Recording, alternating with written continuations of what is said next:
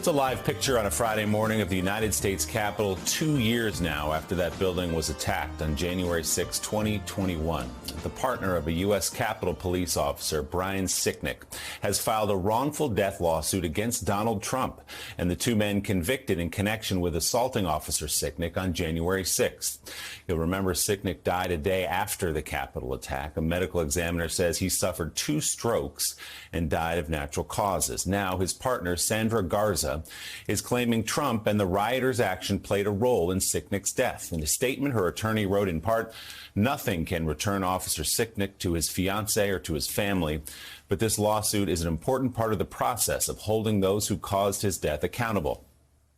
Garza is seeking $10 million in damages from each of them. Officer Sicknick will posthumously receive the Presidential Citizens Medal today, one of 12 people being honored on the second anniversary of the January 6th attack on the Capitol. President Biden will award the medal to a dozen election workers, officials, and law enforcement officers for contributions to our democracy during that time.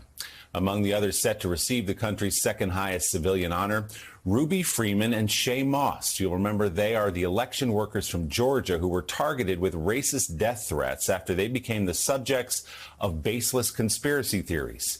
Former President Trump still is attacking Ruby Freeman on his social media site this week. Several of Officer Sicknick's colleagues from the Capitol, Washington, D.C. Metro Police Departments also will receive that medal, including officers Eugene Goodman, Harry Dunn, and Michael Fanone.